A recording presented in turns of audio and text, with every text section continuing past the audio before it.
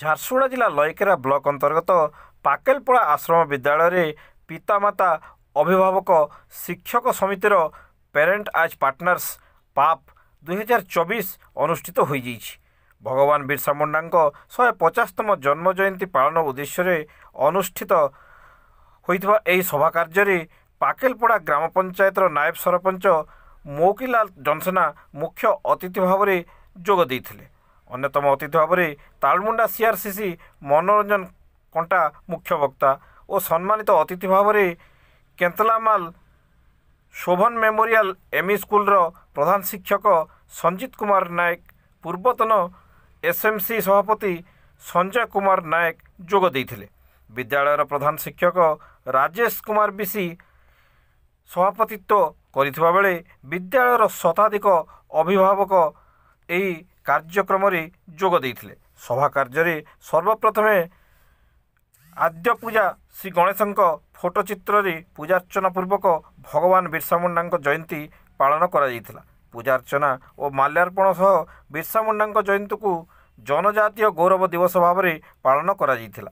ବିଦ୍ୟାଳୟର ସହକାରୀ ଶିକ୍ଷକ ସଞ୍ଜୟ କିଷାନ ଭଗବାନ ବିର୍ସା ମୁଣ୍ଡାଙ୍କ ଜୀବନୀ ବିବରଣୀ ପଠନ କରିଥିଲେ। ମୁଖ୍ୟ ବକ୍ତା ମନୋରଞ୍ଜନ କଣ୍ଟା ଏହି ଅବସରରେ ବିଦ୍ୟାଳୟ ପ୍ରତି ପିତାମାତା ଅଭିଭାବକମାନଙ୍କ ଦାୟିତ୍ୱ, ବିର୍ସା ମୁଣ୍ଡାଙ୍କ ଦେଶପ୍ରୀତି ଅବଦାନ ଓ ବର୍ତ୍ତମାନ ସମୟରେ ଛାତ୍ରଛାତ୍ରୀମାନେ କିପରି ସୋସିଆଲ ମିଡ଼ିଆ ବ୍ୟବହାର କରିବେ ସେ ନିଜର ବକ୍ତବ୍ୟ ରଖିଥିଲେ। ଏହି ପିତାମାତା ଶିକ୍ଷକ ଅଭିଭାବକ ବୈଠକରେ ନୂତନ ବିଦ୍ୟାଳୟ ପରିଚାଳନା କମିଟି SMC ଗଠନ ହୋଇଥିଲା। ମନୋନୟନ ପ୍ରକ୍ରିୟାରେ ସର୍ବସମ୍ମତିକ୍ରମେ ନୂତନ ସଭ୍ୟସଭା ମନୋନୀତ ହୋଇଥିଲେ।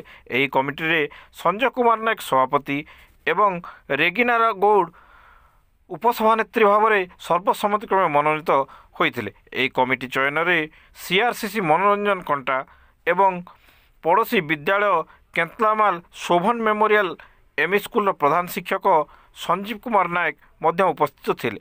ପ୍ୟାରେଣ୍ଟସ୍ ଆଜ୍ ପାର୍ଟନର ପାପ୍ କାର୍ଯ୍ୟକ୍ରମ ଅବସରରେ ବିଦ୍ୟାଳୟର ପ୍ରଧାନ ଶିକ୍ଷକ ରାଜେଶ ବିଶି STSC ଛାତ୍ରଛାତ୍ରୀଙ୍କ ଶିକ୍ଷାର ବିକାଶ ପାଇଁ ଉଦ୍ଦିଷ୍ଟ ବିଭିନ୍ନ କଲ୍ୟାଣକାରୀ ଯୋଜନା ବିଷୟରେ ସଭାକୁ ଅବଗତ କରାଇଥିଲେ। ଛାତ୍ରଛାତ୍ରୀମାନେ ଚିତ୍ରାଙ୍କନ, ଗଳ୍ପ ଲେଖନ, ରଙ୍ଗୋଲି ଆଦି ପ୍ରତିଯୋଗିତାରେ ଭାଗ ନେଇଥିଲେ। ଶେଷ ଅଧିବେଶନରେ ଛାତ୍ରଛାତ୍ରୀମାନେ ନୃତ୍ୟ, ଗୀତ ପରି ମନୋରଞ୍ଜନ କାର୍ଯ୍ୟକ୍ରମରେ ଭାଗ ନେଇଥିଲେ। ଏହି କାର୍ଯ୍ୟକ୍ରମରେ ଭାଗ ନେଇଥିବା ସମସ୍ତଙ୍କ ପାଇଁ ଭୋଜନ ବ୍ୟବସ୍ଥା ମଧ୍ୟ ହୋଇଥିଲା। ଶେଷରେ ବିଦ୍ୟାଳୟର ଗେଷ୍ଟ ଟିଚର ଗୀତାଞ୍ଜଳି ସା ଅନ୍ୟ ଧନ୍ୟବାଦ ଅର୍ପଣ କରିଥିଲେ। ବିଦ୍ୟାଳୟର ମେଟ୍ରନ୍ ବିନୋଦିନୀ ବାମନିଆ, ପାଚିକା ମନ୍ଦାକିନୀ ଭୋଇ, ଭାନୁମତୀ ନାୟକ ଓ ସୁଷମା ଧୁରୁଆ ସମସ୍ତ ପ୍ରକାର ସହଯୋଗ କରି ପଞ୍ଚଶରେ ଆସିଥିଲେ। ସରଳ ବିଶ୍ୱାସୀ ଆଦିବାସୀ ଭାଇ ଭଉଣୀମାନଙ୍କ ଉପରେ ଗୋରା ଶାସକମାନଙ୍କର ଅତ୍ୟାଚାର ଓ ଅମାନୁଷଙ୍ଗିକ ବ୍ୟବହାର ତାଙ୍କୁ ବିଶେଷ ଭାବେ ମର୍ମାହିତ କରିଥିଲେ। ସେ ସ୍କୁଲ ପରିତ୍ୟାଗ କରି ଆନନ୍ଦ ପାଣ୍ଡେ ନାମକ ଜଣକ ବ୍ୟକ୍ତି ଘରେ 1890ରୁ 1894 ପର୍ଯ୍ୟନ୍ତ ଗୃହ ଚାକର ଭାବରେ କାର୍ଯ୍ୟ କରିଥିଲେ। ସେ କିଭଳି ଭାବରେ ସ୍ୱାଧୀନତା ସଂଗ୍ରାମରେ ତାଙ୍କର ଅବଦାନ ଥିଲା ସେ ବିଷୟରେ କିଛି କହିବି ଯେ ଭାରତ ସ୍ୱାଧୀନତା ସଂଗ୍ରାମର ଆତ୍ମବଳି ଦେଇଥିବା କେତେଜଣ ପୁଣ୍ୟ ମହାତ୍ମାଙ୍କ ଭିତରେ ଓଡ଼ିଶାର ବିର୍ସା ମୁଣ୍ଡା ଅନ୍ୟତମ। ଗୋରା ଶାସକମାନେ ସେବକ ପଟ୍ଟା ଲେଖାଇ ସରଳ ଗ୍ରାମବାସୀମାନଙ୍କୁ ଗୋତି ଏବଂ ବେଠି ଖଟାଇବା ଓ ଧର୍ମାନ୍ତରଣ କରିବା ପାଇଁ ବାଧ୍ୟ କରୁଥିଲେ। ଏହା ଦେଖି ସେ ସହିପାରୁନଥିଲେ। ଚାଇଁବସା ମିଶନ ସ୍କୁଲରେ ପାଠ ପଢ଼ୁଥିଲା ବେଳେ ଗୋରା ପ୍ରଧାନ ଶିକ୍ଷକ ଆକ୍ରୋଶମୂଳକ ଭାବେ ବିର୍ସାଙ୍କୁ ଅମାନୁଷଙ୍ଗିକ ଭାବେ ଚାବୁକରେ ମାଡ଼ ମାରିଥିଲେ ଓ ସ୍କୁଲରୁ ବହିଷ୍କାର କରିଦେଇଥିଲେ। ସେହିଦିନଠାରୁ ପାଠପଢ଼ାରେ ପୂର୍ଣ୍ଣଚ୍ଛେଦ ପକାଇ ସେ ଫିରିଙ୍ଗି ଶାସନ କବଳରୁ ଓଡ଼ିଶାରୁ ମୁକ୍ତ କରିବା ପାଇଁ ଅଣ୍ଟା ଭିଡ଼ି ବାହାରି ପଡ଼ିଥିଲେ। ବଣେଇ, ଗୁରୁଣ୍ଡିଆ, କଲିପସ ଆଦି ଗ୍ରାମର କୁଲ୍ହ, ଖତିଆର, ମୁଣ୍ଡା ଓ କିଷାନ ଆଦିବାସୀମାନଙ୍କୁ ସେ ବ୍ରିଟିଶ ଅତ୍ୟାଚାର ବିଷୟରେ ସଚେତନ କରିଥିଲେ। ସେବକ ପଟ୍ଟା ନ ଲେଖିବା, ଖଜଣା ନ ଦେବା ଓ ବନ୍ଧୁକ ମୁନକୁ ଡରେ ଧର୍ମତ୍ୟାଗ ନ କରିବାକୁ ସେ ପ୍ରଚାର କରୁଥିଲେ। ତାଙ୍କ ନେତୃତ୍ୱରେ ଆଦିବାସୀମାନେ ଏକତ୍ରିତ ହୋଇ ଇଂରେଜମାନଙ୍କ ବିରୁଦ୍ଧରେ ସଶସ୍ତ୍ର ବିପ୍ଳବ କରିବା ଆଗଭର ହେବାର ଦେଖି ଇଂରେଜ ଶାସକ ପ୍ରମାଦ ଗଣିଲେ। 1895 ମସିହା ଅଗଷ୍ଟ 15 ତାରିଖ ଦିନ पुलिस एसपी मेयर वर्मा और तांकर 15 जन साथी को गिरफ्त करथिले। दोषद्रोही अपराध रे तांको 2 वर्ष कारादंड दियागला। एथिपाई तांको रांची जेल को पठाई दियागला।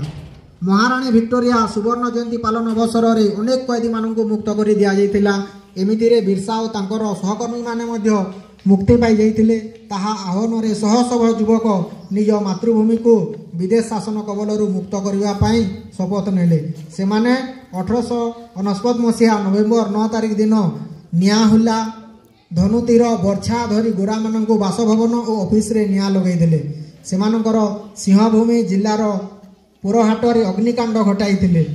रांची विचारालय आक्रमण करुवा समय सेमानक भितर 12 जन शहीद होइतिले।